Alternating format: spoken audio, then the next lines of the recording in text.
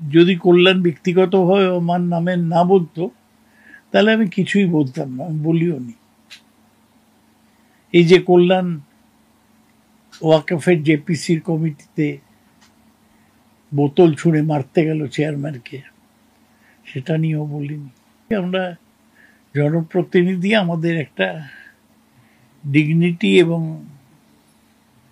ভদ্রতা রক্ষা করা উচিত। কল্যাণ কি বললো না বললো তাতে আমার কিছু আসা যায় না। আমি মনে করি ও একটা ব্যর্থ আইনজীবী। কাকলি ঘোষ দস্তিদার, প্রসূন ব্যানার্জি সবার বিরুদ্ধে সিবিআই নারদার মামলা করেছিল, কিন্তু সেটা অনেক বছর হয়েছে, আজ পর্যন্ত সিবিআই কোনো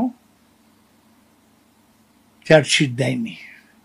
তার ফলে কল্যাণ নারদার চোর বলে শুধু আমাদের আক্রমণ করেনি, পার্টিরও ক্ষতি করেছে এবং নিজের আইনের জ্ঞানের অভাব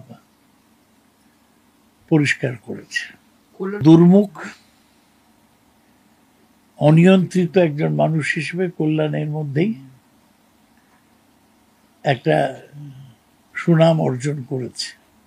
কিন্তু আমি মনে করি কল্যাণকে সরিয়ে দেওয়া উচিত চিফ হুইপ থেকে।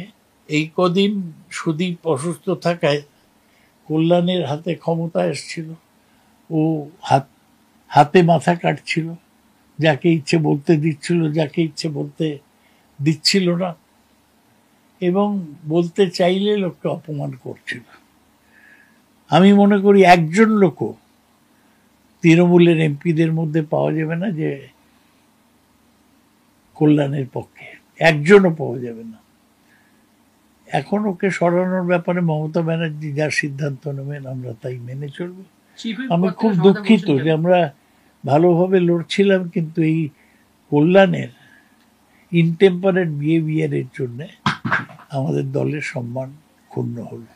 যেখানে বিরোধীরা আপনাকে নারদানি খোঁচা দেয়, বিরোধীরা কোনো খোঁচা আমরা দেয়নি। দলের সংসদে এইভাবে এটা দুঃখজনক।